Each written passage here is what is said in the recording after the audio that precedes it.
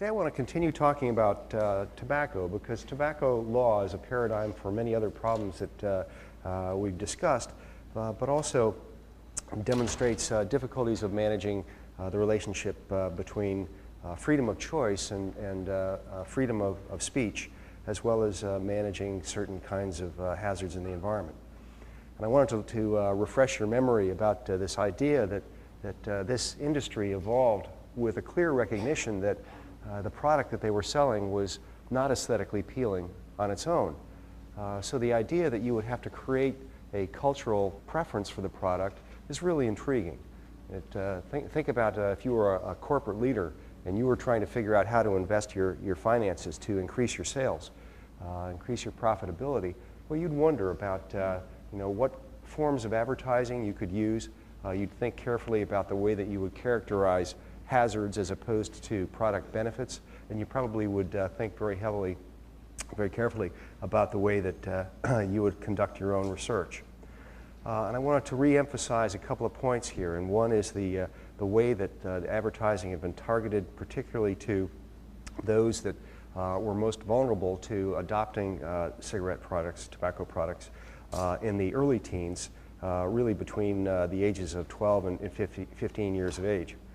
And I also wanted to bring to your attention one target of advertising that I didn't discuss the other day, which is interesting. There's an overlap, obviously, between the intensity of physical activity among the young, so that the youngest are most physically active, and those that participate in sports became figures that promoted tobacco use in a variety of different media. There was a concentration not just to target women and ethnic groups, but also exceptional athletes in a variety of different sports. So claims that they don't get your wind, as an example, appeared in Popular Mechanics more than half a century ago. I also did not talk about other kinds of tobacco products, and I was curious because I had a class several years ago with perhaps 4 or 5 baseball team players, and I got to understand that chewing tobacco is not uncommon at all among baseball players. And there's very little understanding about the chemical content or the relative risk of tobacco products, cigarettes as opposed to smoking tobacco. So just to provide a quick background set of statistics, the National Cancer Institute has a site that reviews the presence of 28 different carcinogens in smokeless tobacco, and 1 dose of smokeless tobacco, depending upon the size that you pull out of the can, has 3 to 4 times the nicotine level, so that those that are chewing tobacco absorb far more nicotine, and it can be measured at higher concentrations in the blood than if you have a cigarette. And it's now used by almost 8 million people in the United States. It's also recognized to increase risk of oral cancer that can cause bone degeneration and different other illnesses of the nasal pharyngeal cavity. I also did not talk much about specific advertising targeted to young kids, but the idea that Big League chewing gum, for example, would allow a kid to think that they were behaving like a major leaguer by chewing bubble gum, the way that the major leaguers chew tobacco, and also the sale of cigarettes in candy form to children. These are still marketed in the United States today.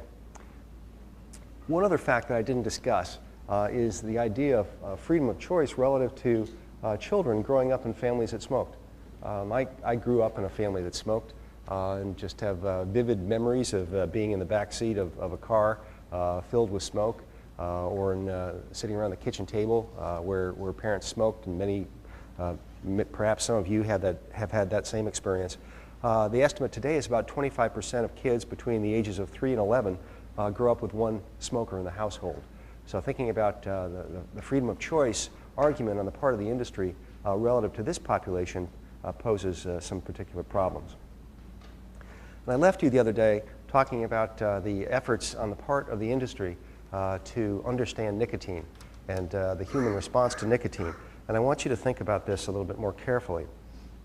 So this General Counsel to Brown and Williamson back in 1963, so almost 50 years ago, claimed, well, we are then in the business of selling nicotine, an addictive drug. Beyond nicotine, by the way, there are many other hazardous chemicals in tobacco smoke. And I'm not going to spend any more time on this than to let you know that the dozens of compounds are really very well recognized, and they are the targets of a variety of different types of environmental laws.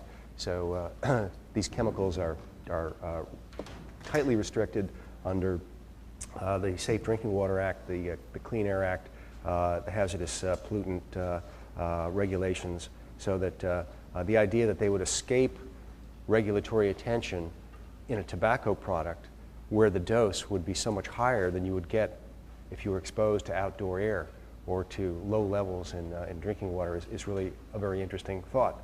Now, David Kessler, who wrote Question of Intent, when he spoke in this lecture, knew of my interest in the research I was then doing on pesticides, and he pointed me to an expert in Switzerland who had pulled together information on pesticides used to produce tobacco. So nobody had ever looked at the number of chemicals that were allowed for use, or what happened to them when the tobacco itself burned. So it turned out that there are about 101 different pesticides used on tobacco, and when they are burned, some concentrations make their way into indoor air, but others transform. So that the mixture of known carcinogens that are not pesticides with these pesticide metabolates or combustion byproducts is really quite a remarkable mixture of substances. Now, another idea that Kessler had that I've taken up in a variety of different research projects has been to explore patents as a way of understanding what a corporation knew about a product and when they knew it, and how their advertising matched up with their background knowledge of benefit as opposed to risk. So if you look at some of these patent examples that the Food and Drug Administration was able to conduct research on, you find that back as early as the 1960s and through the 70s, 80s, and 1990s, the companies were conducting intensive research on nicotine content. So take a look at if you take a look at the first patent description, an increased nicotine content in the tobacco smoke by use of a nicotine ion exchange placed in the filter. What? Placed in the filter? I thought filters were supposed to take out particles or dangerous chemicals. So they're thinking that they might even add the nicotine to the filter. The second, increase nicotine content in the smoke of a tobacco product by adding nicotine to carbon black in the filter. The next, add tobacco extract containing nicotine to the filter of cigarettes.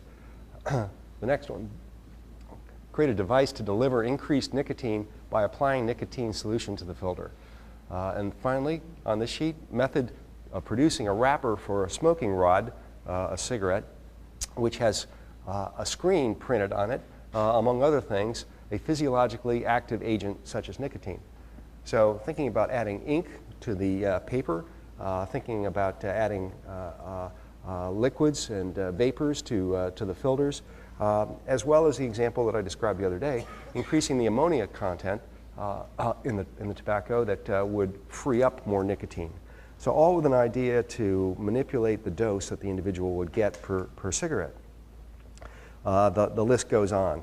And the idea of putting other additives in that would make high nicotine content less harsh, because nicotine can be very irritating to the throat and the nose.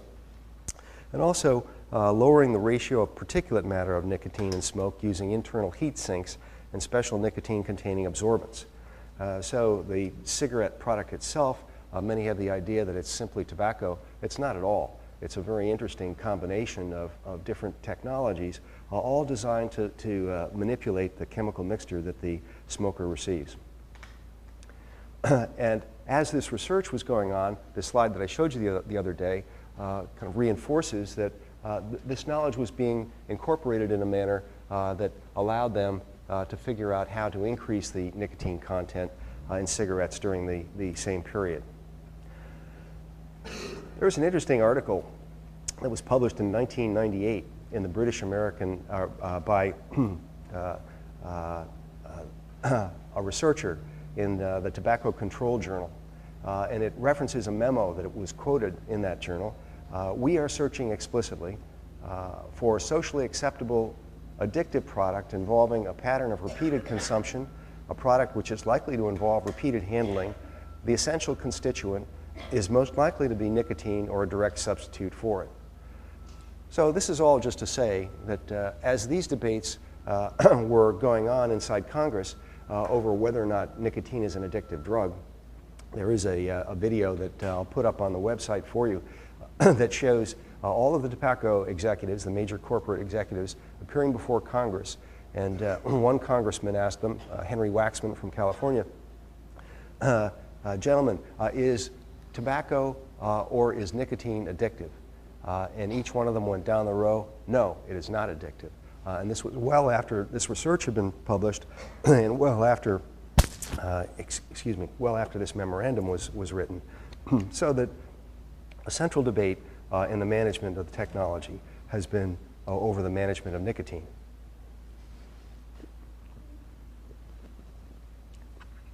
Now, by the late 1990s, major medical organizations around the world had concluded that nicotine is addictive, including the U.S. Surgeon General, the World Health Organization, et cetera.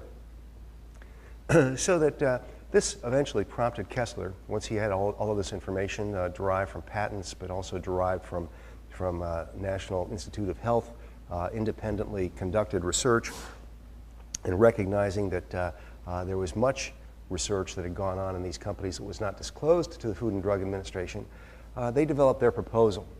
And this proposal is pretty well laid out in a question of intent, and it included a ban on cartoon graphics, particularly with an eye to the Joe Camel ad that I showed you a few days ago. Text only is allowed in the advertising, banning brand names on hats, T-shirts, and other products. They targeted event sponsorship, requiring corporate names but not product names, eliminating vending machines, free samples, and mail order, and eliminating self-service in stores, and suspending licenses to sell to those who did not restrict sales to minors. So the history of this FDA rule is, I think, very interesting and will lead to what I think of as one of the more important success stories in the late 20th century that swirl around these environmental health cases. The FDA rule proposed in August of 1996 by President Clinton at Kessler's urging was announced by the Food and Drug Administration. The tobacco industry, within a matter of a couple of months, filed a lawsuit against the FDA rule, arguing that the Food and Drug Administration had no authority over tobacco products under the Food, Drug, and Cosmetic Act. Basically that tobacco products were not a drug, that the cigarettes or the cigars were not a drug delivery device, and they also argued that FDA's rules on marketing restrictions violated the First Amendment. So we had the right to make claims about our product and to sell it. The major plaintiffs in the case included these corporations. And as a sideshow, which is a bit interesting, back in 1997, John McCain introduced the Universal Tobacco Settlement Act, and it passed a revised, the Senate passed a revised version of the McCain bill that included many elements of the FDA rule. So rather than the government agency, the Food and Drug Administration, just adopting these regulations without going specifically to Congress, the McCain strategy was, well, let's try to push this through Congress and see how far we can get. But it was defeated in the Senate just about a year later. The U.S. Court of Appeals ruled in a 2-to-1 vote that FDA had no authority to regulate tobacco products in 1999. Because it ruled that FDA had no authority, the Fourth Circuit did not rule on whether or not FDA's rules or marketing restrictions violated the First Amendment. And just as a background, because we haven't spent much time on the overall structure of the judicial system, there are 94 federal district courts in the U.S., there are 10 regional appellate courts, and then obviously one Supreme Court with 1 justice and 8 associates. Now, in part because of recognition of the medical costs associated with treating people that had tobacco-related illnesses, attorneys general from more than 40 states got together and launched a lawsuit. And this eventually was settled. It was called the Master Settlement Agreement with the tobacco industry. And as you may or may not know, most lawsuits don't make their way to a trial or to a jury. Most are settled. And in this case, in 1998, the attorneys general from 46 states signed this agreement with four of the biggest companies, tobacco companies in the nation. And it prohibited tobacco advertising that targeted kids younger than 18 years of age. So, once again, this is kind of an interesting story that kids play an important role in the history of the product regulation. So, what were key elements of this of this settlement? Well, first, that tobacco companies could not use cartoon characters. The tobacco companies could not target youth in advertising or promotion. Tobacco companies could not sponsor concerts or other events with significant youth audiences, and tobacco brand names cannot be advertised at stadiums and arenas. So here you see three different institutional arenas basically considering the same issues. You see the Food and Drug Administration attempting to regulate by adopting regulations, and you find the attorneys general using litigation as a way of forcing settlement so that you get the companies themselves to agree that they're not going to do these things. That's a very different approach than having FDA tell them that they can't do those things. And then you have the McCain initiative in Congress. So, the curious thing about this is that you can think about a variety of different institutional targets for legal reform. Should you target the federal government? Should you target a federal regulatory agency trying to get them to adopt new regulations? Or should you use the judicial system? So that in this case, all three institutional venues were being exercised. I also wanted to pose another problem to you, and that is that like other types of environmental problems, there are certain groups in society that are at special risk. And in this case, the Americans for Disabilities, or the Americans with Disabilities Act, was used to authorize to eliminate or limit environmental tobacco smoke in the workplace. And it requires that an employer make a reasonable accommodation to the known disabilities of an employee who requests the accommodation, so that workers use the Americans with Disabilities Act effectively to clear up the air within workplaces. Another settlement proved interesting, an occupational question as well. The airline flight attendants were concerned about their intense exposure to tobacco smoke. And you're probably too young to remember flying when cigarette smoking was allowed in aircraft, but the distinction between the smoking and the no smoking zone was simply a row number. So row number 23 and forward might allow smoking, and row number 24 and back would not.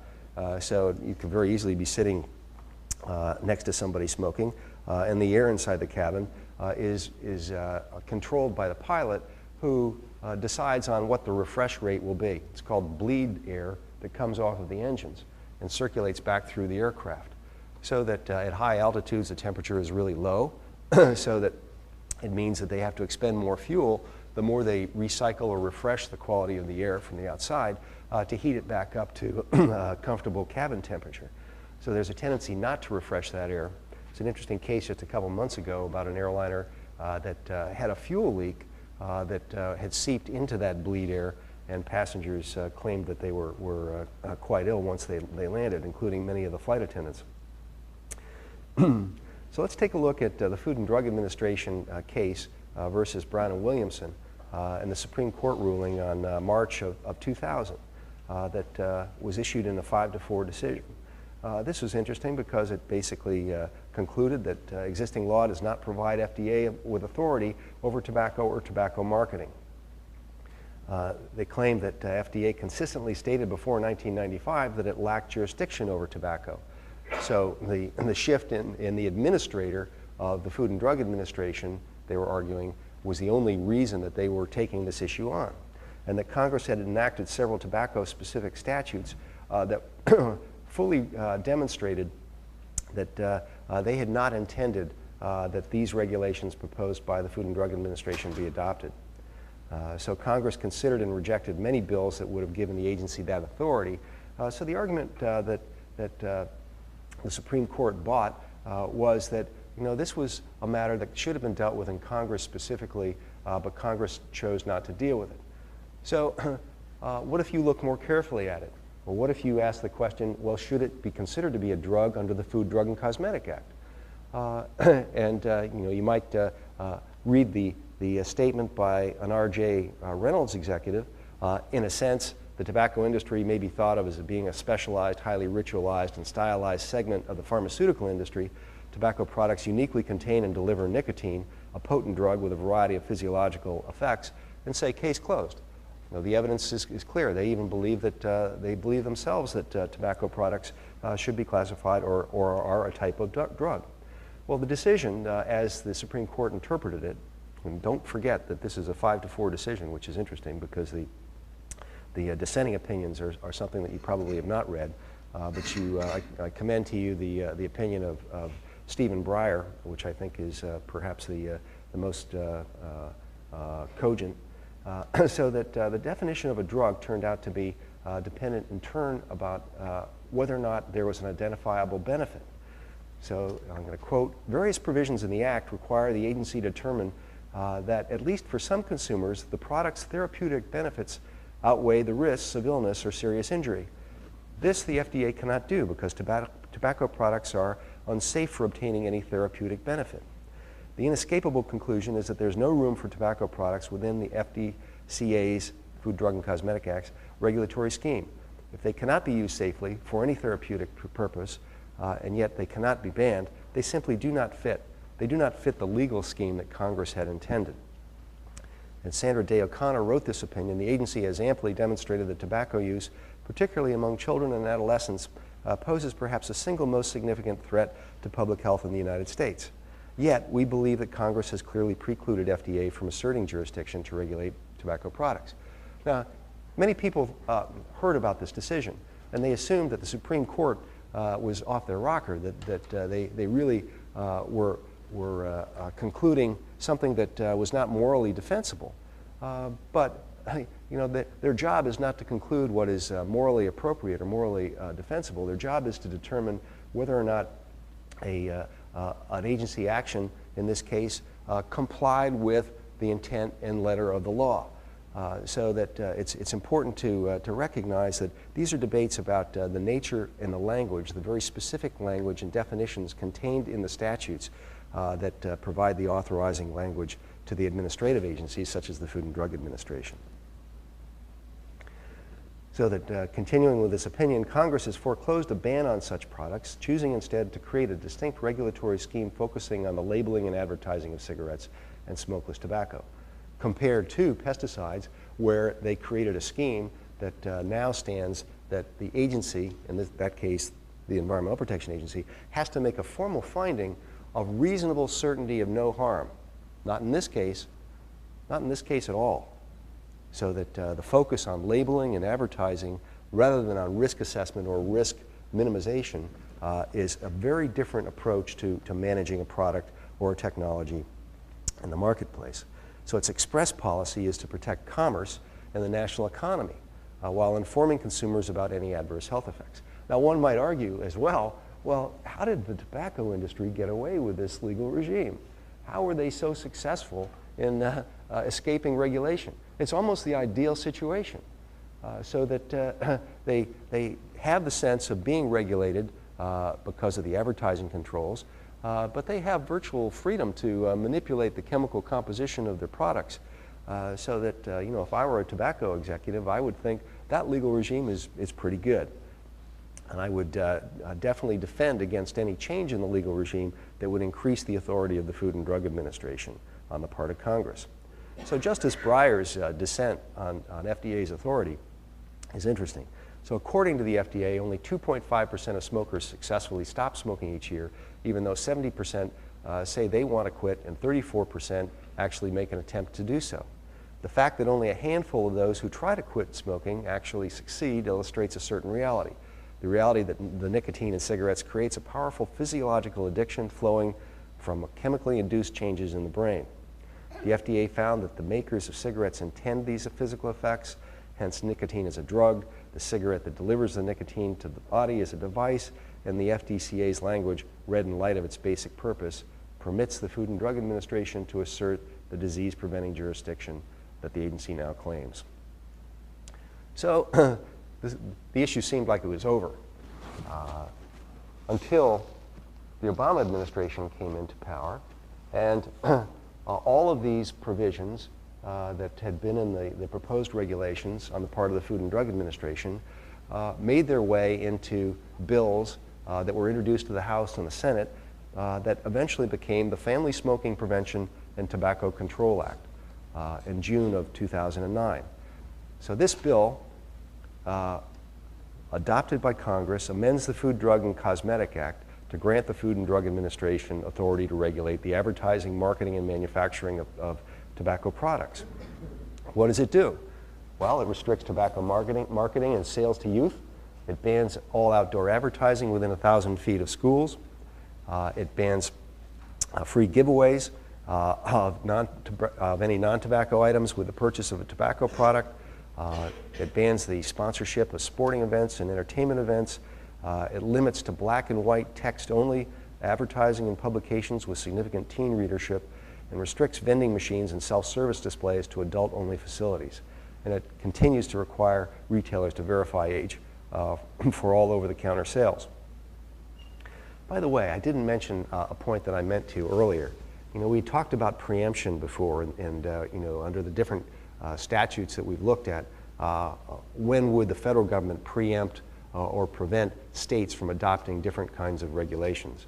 Well, preemption turns out to be an important component in this case as well with respect to the tobacco settlement. Now, the tobacco settlement was not law that was formed by statute. It was not formed by regulation. It was formed by agreement between attorneys general of the states and the tobacco companies. But the states started to enforce the provisions of that settlement that brought the questions into court. And some states, such as Massachusetts and California, proposed advertising that was distinctive and more restrictive. Outdoor advertising bans so that no billboards could be located within 1,000 feet of a school in the state of Massachusetts. Similar kinds of legislation in a variety of different states. So that the Supreme Court considered this in the 2000 decision, and it basically reinforced the preemption provision that was part of a variety of different statutes, so that the court found that preemption would prevent Massachusetts, California, and other states from adopting more rigorous advertising restrictions. It's just kind of an interesting point, how the attorneys general could draw the settlement issue back into court, and then it would capture the Supreme Court's attention.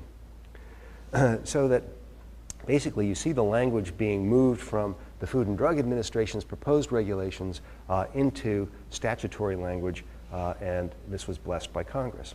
It provides FDA with authority to develop regulations that restrict advertising and promotion to the full extent permitted by amendment to the Constitution. And it requires detailed disclosure of tobacco product ingredients for the first time. So that tobacco companies have to disclose not just chemicals used for the growing of tobacco, but the chemicals in the tobacco plants themselves, whether or not they're genetically modified, and what kinds of additives they placed, not just in the tobacco, but in the filter as well as the paper. It also requires FDA to require changes to tobacco that would protect public health. So public health now is a decision-making standard that has to be viewed and treated with every decision that FDA makes.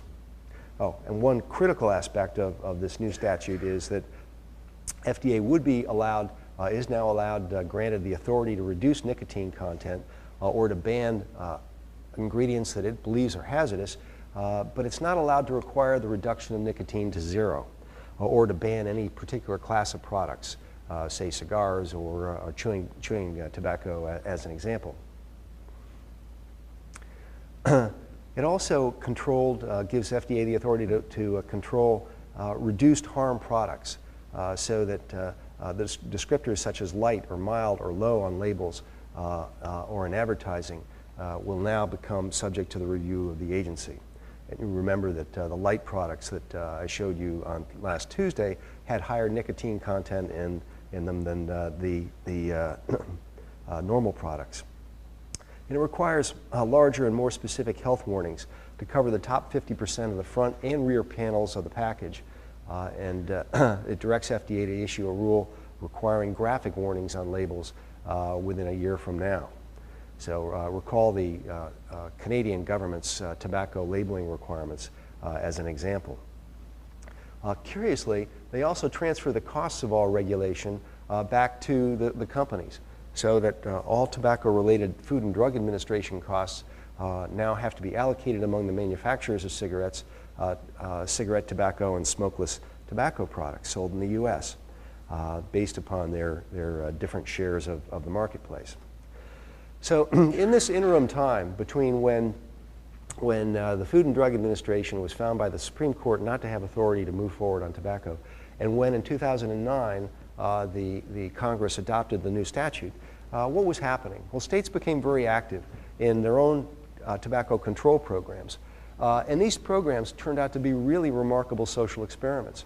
They turned out to be quite effective. And in California, adult smoking dropped from 26% to 18% in about an 8-year period, following a variety of educational campaigns, public service announcements, school programs, so that Massachusetts similarly found a 31% decline between 1992 and 1999. In Oregon, tobacco use fell 11%. In Florida, in 1 year, teen smoking had gone down the fastest that it had since 1980. The key elements have been mass media campaigns, smoking bans and restrictions, particularly in public places, in buildings as well as restaurants, price increases. They found that tobacco adoption rates were extremely sensitive to tax levels. So in the states that had the most elevated taxes, you had the lowest adoption rates. In states that had the highest intensity of bans on place-based restrictions, restrictions in buildings, they had the highest rates of quitting. So that price sensitivity turned out to be a really important component of the strategy. And they also found that different types of physician interventions, nicotine patches, were much more effective when they were combined with these other educational programs than they had earlier believed. So basically, another lesson here is that mass media works, and remember the 1967 Fairness Doctrine campaign that itself resulted in a significant decline in smoking. In California, the media campaign reduced sales of cigarettes by 232 million packs in only a 2-year period. And when media spending dropped from 16 million to 6 million, the program became less effective. So that education is really important, and it works. Well, I want to step back from this case, and I want you to think about how this history should be conceived. Should you be thinking about this as a success story? Should you be thinking about this as offering other lessons for other kinds of environmental problems? And I've got a number of students that went to Copenhagen in December and came back kind of throwing their hands up in the air, not knowing really what happened, and feeling rather disillusioned with the inability of nations to decide to agree on what level of carbon in the atmosphere should be allowed, or what the rate of use of alternative forms of energy should be. And this history, as well as the other histories that I've showed you, that you've read about through the term, I think should give you some sense that legal reform is a long road. It demands education, it demands a shift in values, and it demands willingness on the part of those that are the culprits, so to speak, the people that are behaving in a way that adversely affects the environment. It requires them to internalize the values that are embedded in the law. Otherwise, it's not going to work. So I view this as one of the greatest examples that we've got about how science had moved out of the tobacco industry into the public sector, funded by the government. A very different view evolved of what was risky and what was not. A different quality of knowledge developed about the nature of the health risks. And it eventually led the public to realize that this was a technology, this was a product that demanded greater public attention. And you can think of the parallels between nuclear weapons testing, think of the parallels between pesticides. So, once again, I'm not Dr. Doom and Gloom. I'm showing you examples in history that I think are really remarkable success stories, such as the Limited Test Ban Treaty, the Food Quality Protection Act, and in this case, the statute that was just passed. Now, when you discuss this in your sections this week, you probably will think about different strategies that might be applied to control tobacco and how the freedom to choose should best be limited. So I'm going to do my own little survey here. How many people here think that the control of advertising is an appropriate way to control tobacco products and associated risks? How many people feel that individuals ought to have the right to choose whether or not they use tobacco products? How many people feel that tobacco products should be banned? Well, I'd say maybe 8 to 10% of you think that tobacco products should be banned. There's remarkable consistency year to year. I've asked this question for the past decade in this class. And the number of people that believe that, for example, DDT or other hazardous air pollutants or pesticides should be banned is normally far higher than it is for tobacco. So explaining why that is really quite interesting. And I think that the advertising schemes that I displayed to you over the past couple of lectures play some role in having shaped cultural attitudes and acceptance of this technology in ways that really is quite remarkable. Now, I want you to think about the nature of the politics, too, in the last few minutes of the lecture. What do you know, what could you say about the forms of argument that we've seen across the different cases that we've looked at? How are they consistent and how are they different? Well, first I'd like you to take a look at some of the key industry arguments that we've seen, where the promoter of the product, the promoter of the service, the promoter of the technology, the promoter of national security in the case of the weapons testing or the war games testing in VA case, they emphasize the benefit of the product or technology or the social demand for it as a logic for why it should be allowed to continue. They argue that evidence is insufficient to justify regulation. They play the good scientist. They develop the science in-house and then present their interpretations of it to the regulatory body. The industry or proponent would trivialize claims of hazards and compare the hazards always to natural hazards. Like we experience risks from flying across the country from radiation. So the radionuclides in our milk are relatively insignificant. So figure out ways of trivializing risk by using comparative metrics. Exposure. You find consistently that across these cases that exposure is often averaged among different populations. It's averaged over time, it's averaged over space, it's averaged demographically. And this act of averaging, when you have a really, the image is really one of pockets of risk, the averaging is going to compress people's perception of the nature of and the magnitude of the risk. So paying attention to the distribution of risk has been very important to legal reform in all of these cases. Age restrictions also. The role of kids, the concern of society for the very young, for the fetus, for the kids, for future generations.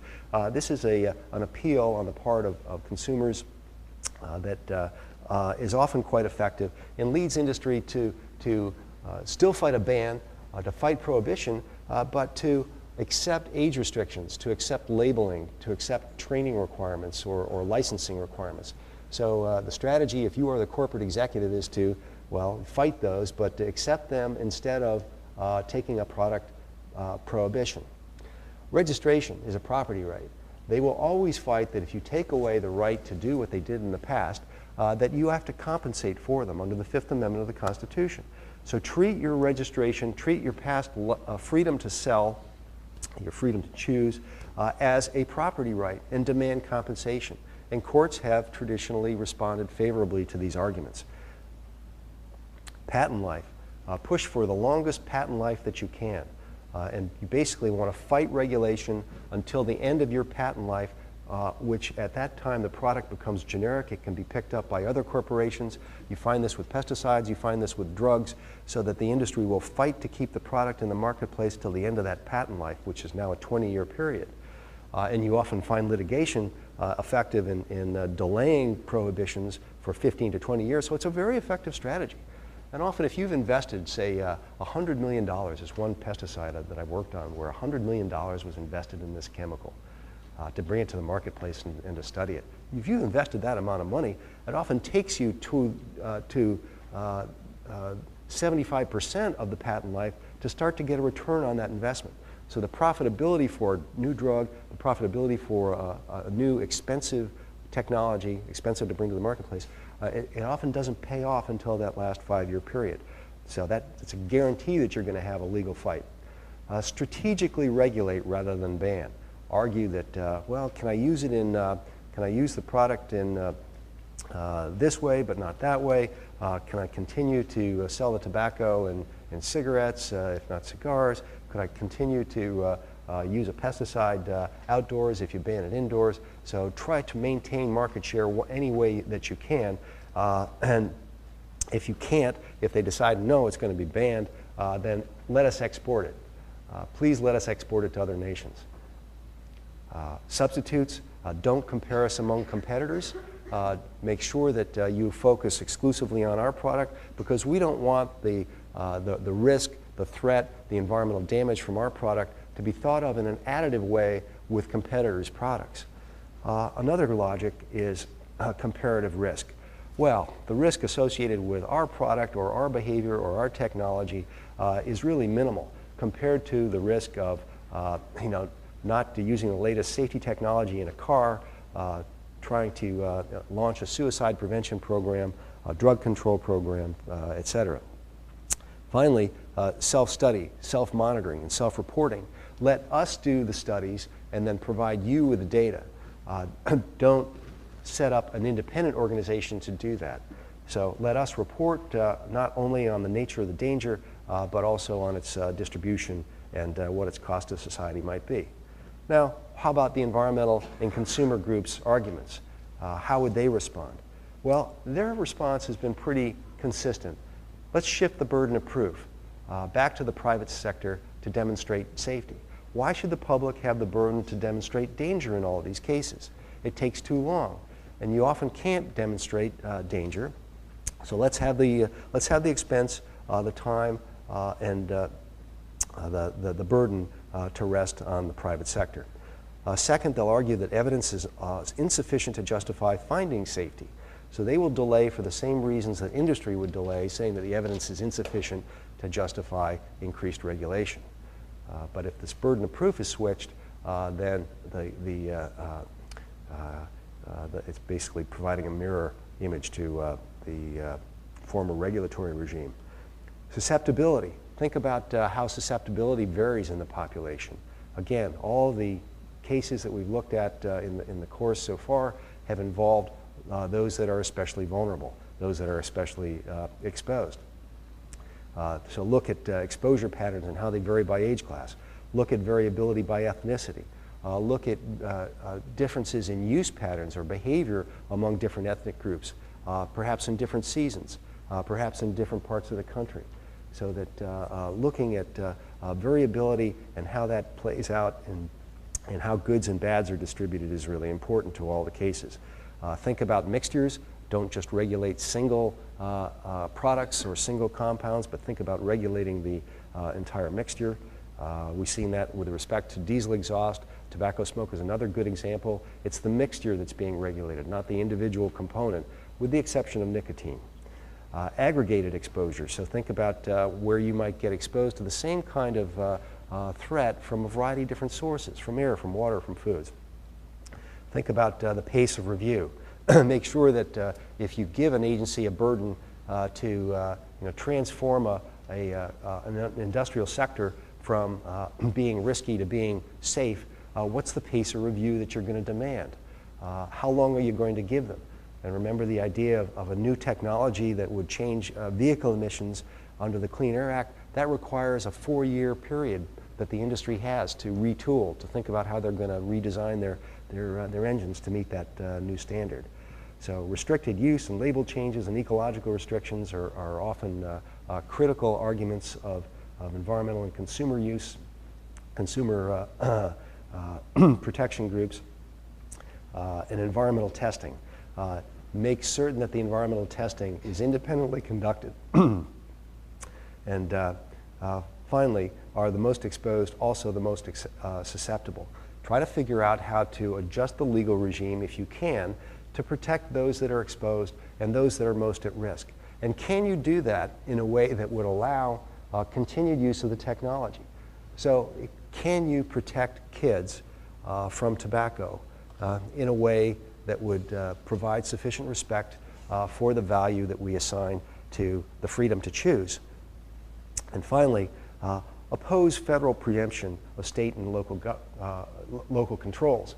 So environmental groups will commonly oppose preemption because they want 1,000 regulations to bloom. They want California to have the opportunity to adopt more rigorous regulations because California's population and consumer market share is so extraordinarily high as a percentage of the U.S. What happens in California is going to happen in the United States. And what happens in the United States is going to happen abroad. So if you restrict the ability of a lower level of government to adopt these regulations, then you are not going to have the innovation in legal reform that you otherwise might.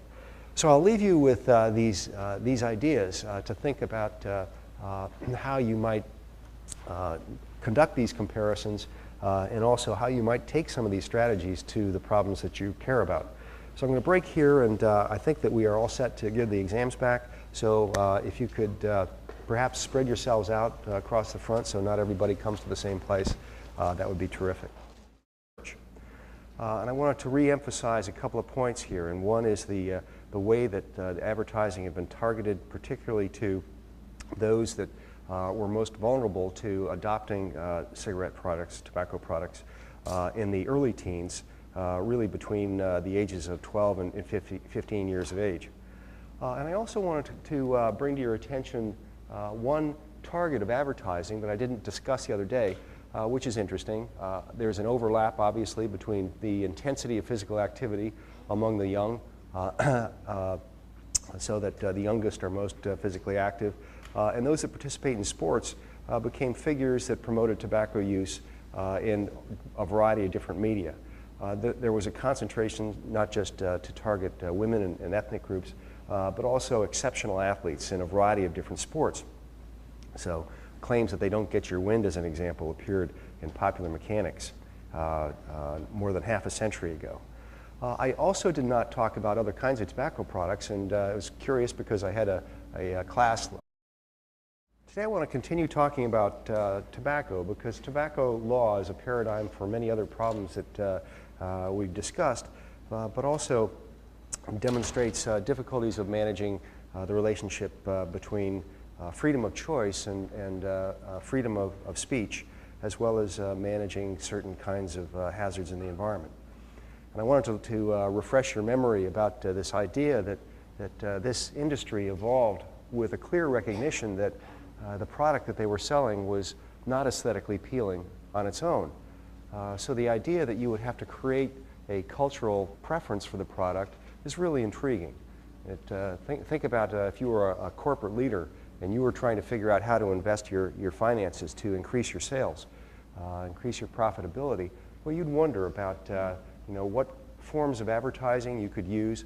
You'd think carefully about the way that you would characterize hazards as opposed to product benefits, and you probably would think very carefully about the way that you would conduct your own research. I also did not talk much about specific advertising targeted to young kids, but the idea that Big League chewing gum, for example, would allow a kid to think that they were behaving like a major leaguer by chewing bubble gum, the way that the major leaguers chew tobacco, and also the sale of cigarettes in candy form to children. These are still marketed in the United States today. One other fact that I didn't discuss is the idea of freedom of choice relative to children growing up in families that smoked. I grew up in a family that smoked and just have vivid memories of being in the back seat of a car filled with smoke or sitting around the kitchen table where parents smoked, and many, perhaps some of you have had that same experience. The estimate today is about 25% of kids between the ages of 3 and 11 grow up with one smoker in the household. So thinking about the freedom of choice argument on the part of the industry relative to this population poses some particular problems. And I left you the other day talking about the efforts on the part of the industry to understand nicotine and the human response to nicotine. And I want you to think about this a little bit more carefully. So this general counsel to Brown and Williamson back in 1963, so almost 50 years ago, claimed, well, we are then in the business of selling nicotine, an addictive drug. Beyond nicotine, by the way, there are many other hazardous chemicals in tobacco smoke. And I'm not going to spend any more time on this than to let you know that the dozens of compounds are really very well recognized, and they are the targets of a variety of different types of environmental laws. So these chemicals are tightly restricted under the Safe Drinking Water Act, the Clean Air Act, the hazardous pollutant regulations, so that the idea that they would escape regulatory attention several years ago with perhaps 4 or 5 baseball team players. And I got to understand that chewing tobacco is not uncommon at all among baseball players, and there's very little understanding about the chemical content or the relative risk of tobacco products, cigarettes as opposed to smoking tobacco. So just to provide a quick background set of statistics, the National Cancer Institute has a site that reviews the presence of 28 different carcinogens in smokeless tobacco, and 1 dose of smokeless tobacco, depending upon the size that you pull out of the can, has 3 to 4 times the nicotine level, so that those that are chewing tobacco absorb far more nicotine, and it can be measured at higher concentrations in the blood than if you have a cigarette. And it's now used by almost 8 million people in the United States. It's also recognized to increase risk of oral cancer that can cause bone degeneration and different other illnesses of the nasal pharyngeal cavity.